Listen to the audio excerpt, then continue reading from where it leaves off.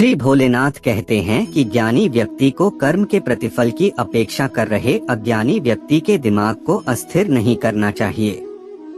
अपने जीवन में कभी भी ना किसी को आनंद में वचन दे, ना क्रोध में उत्तर दे और ना ही दुख में कभी निर्णय ले। अच्छे इंसान बनकर रहोगे तो हर कोई तुम्हें चाहेगा, बुरे बनोगे जो तुम तो हर कोई तुम्हें छोड़ चला जाएगा।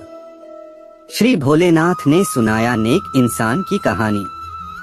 नेक इंसान की कहानी में एक नदी किनारे एक बहुत सुंदर गांव था। वहां के लोग भी बहुत अच्छे थे, सब मिलजुल कर रहते थे, लोगों में एकता भी थी और एक दूसरे की मदद भी करते थे। उस गांव में शंकर भगवान की एक बहुत सुंदर मंदिर था। उस मंदिर के एक पुजारी थे जो बहुत ही त्यागी और सच्चे भक्त थे। वो प्रतिदिन मंदिर में पूजा करते थे और मंदिर का देखभाल भी करते थे। शंकर भगवान उस पुजारी पर हमेशा अपनी कृपा बनाए रखते थे। एक दिन उस पुजारी ने एक सपना देखा कि शंकर भगवान उससे मंदिर में विद्वानों और धर्मात्मा लोगों की सभा बुलाने को कह रहे हैं। पुजारी दूसरे दिन मंदिर में पूजा करने गया और पूजा करने के बाद ये खबर सारे गांव में फैला दिया कि आज मंदिर में सभा लगने वाली है। लोगों ने जैसे ही खबर सुनी और कुछ ही घंटों में बहुत सारे लोग मंदिर में जमा हो गए। पुजारी ने सब लोग को अपने सपने के बारे में बताया। लोगों ने पंडित की बात सुन के चौंक गए और सब लोग ने शंकर जी को प्रणाम किया और प्रार्थना करने लगे कि हे भगवान, कोई अनहोनी मत होने देना। जब भगवान की आरती हो गई, घंटी बजना बंद हो गई, प्रसाद लोगों में बांट दी गई और लोग अपने अपने घर जाने लगे, तभी मंदिर में से एक अजीब सी चमक आने लगी।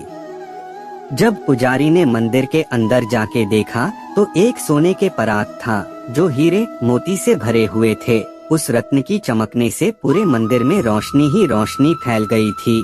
पुजारी ने जब उस परात को उठाया तो उसमें एक चिट्ठी भी थी जिसमें लिखा हुआ था कि जो सबसे सच्चा, दानी, पुण्यात्मा और दयालु होगा उसी के लिए ये शंकर भगवान का उपहार है।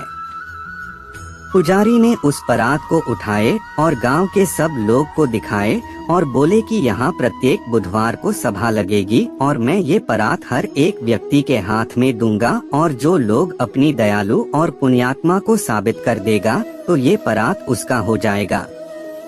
यह खबर चारों ओर फैल गया।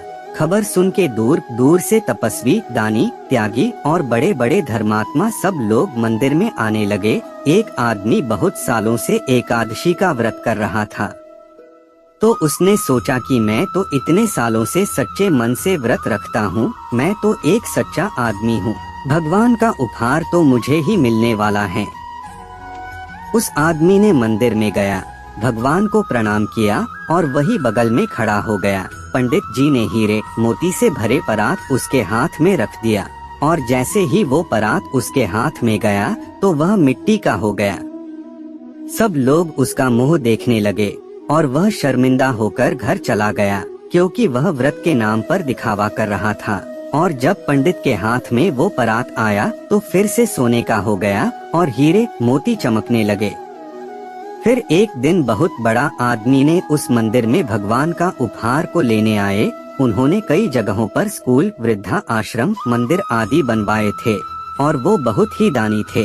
दान देने से लगभग अपना आधा कमाई दान में दे दिए थे। इसके वजह से लोग उनको दानी और बहुत बड़े लोग मानने लगे थे। वो भी मंदिर के अंदर आए, भगवान को प्रणाम किए और उनके हाथ में वो परात रखा गया और जैसे ही वो परात उनके हाथ में गया तो मिट्टी का हो गया और वो भी लज्जित हो गए क्योंकि वो अपना नाम को बड़ा करने के लिए दान कर रहे थे, क्योंकि नाम की इच्छा से होने वाला दान सच्चा दान नहीं होता है। इस प्रकार रोज बहुत लोग आए लेकिन किसी ने उस सोने की परत को नहीं सका।